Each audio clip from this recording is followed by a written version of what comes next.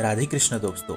जो उपासक बड़ी उत्सुकता से क्षण क्षण में ये कहता है कि मेरे पे बड़ी कृपा है, बहुत कृपा है, भगवान व्यास देव जी अपने अनुभव से ये बात कह रहे हैं कि जो साधक क्षण क्षण में उत्सुकता से पुलकित होकर के ये अंतःकरण से अनुभव लेते हुए कहता है कि मेरे प्रभु इतने दयालु है कि मुझ पे अनगिनत कृपा बरसा रहे हैं तेज बारिश की तरह। अब मेरे में कोई त्रुटि रह गई होगी भगवत मार्ग में, तो मेरे गुरुदेव के संबंध से वो त्रुटि भी माफ हो गई होगी। मतलब ध्यान से समझिए, एक कल्पना करती रहनी है, कृपा के ख्वाब लाने हैं वैसे जैसे वो वास्तविक में हो रहा है। जैसे भागवतिक लोग एक ही बात को जैसे सोचते रहते हैं तो भविष्य में वो सोच वास्तविक में उतरने लगती है। ये उनके सिद्धियों द्वारा होता है। जो अनुभवी साधक है उन्होंने इस बात को अनुभव किया होगा। इसलिए प्रतिपल वास्तविकता में कृपा प्राप्त करने के लिए हमें वैसी प्रतिपल कल्पना करनी है कि मेरे विकारों को माफ कर दिया है, क्योंकि मेरे गुरु ने मेरा संबंध करवाया है प्रभु से, और इसीलिए मेरा पूर्ण समर्पण प्रभु ने स्वीकार्य कर लिया है। तभी मेरे पे हर क्षण हर पल कृपा ही कृपा बरस रही है। अब हम तो प्रतिकृत्य हो गए, अब हमें तो चरणारविंद के दासत्व का पद प्राप्त होगा। अब हम तो लाडली को करीब से देखेंगे, उनके पास जाएंगे, उनकी सेवा में रहेंगे, उनकी आज्ञा में रहेंगे। ये सौभाग्य की बात है। फिर देख लेना, इससे ही प्रतिपल कृपा प्राप्त होगी। ये बात आप गांठ बांध के रख लीजिए दिमाग में।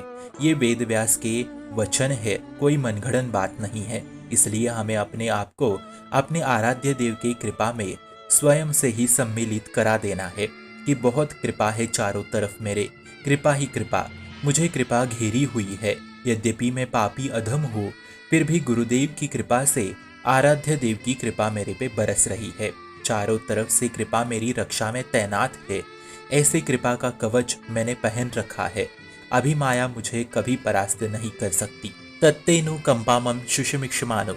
वो साधक ऐसे ही प्रतिपल कृपा को ही देखता रहता है, और जब उस पे दुख आता है कि कोई निंदा अपमान कर दे, तब वो स्वयं ही समझता है कि इस शरीर द्वारा कोई अपराध बना होगा, ये उसी का फल है, पर ये भी मिट जाएगा क्योंकि कृपा मेरे साथ है। दुख आया है पर उससे भी ज्यादा कृपा आएगी, ऐसा ही मान के चलना है हमें। जो भी दुख सुख आए तो उसे सहना है।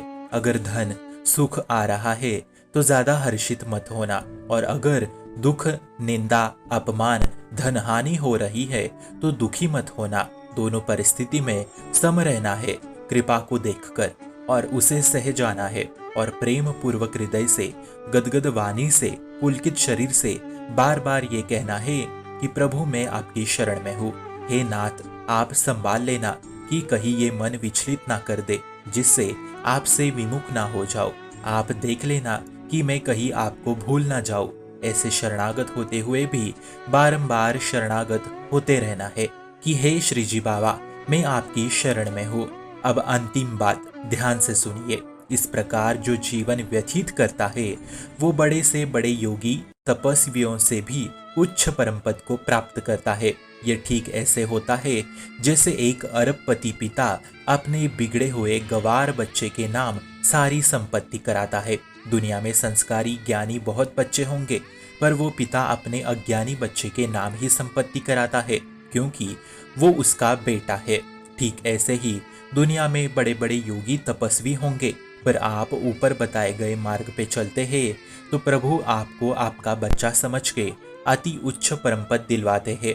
ऐसे जो संपूर्ण कर्मों से प्रभु को समर्पित होके सुख दुख में समभाव रखे, मेरे प्रभु मेरे पे बहुत कृपा करते हैं, मेरे प्रभु मेरे हैं, ऐसा बार बार विचार करता है, वो प्रभु के चरणारविंद में निश्चित निश्चित निश्चित पहुंच जाता है।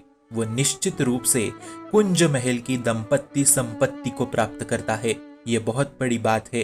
अहंकार के कारण ये सब भाव नहीं आते, पर निरंतर सत्संग यदि करते रहे तो यही वृत्ति केवल रह जाएगी। बस फिर इसी से प्रतिपल कृपा प्राप्त होती रहेगी।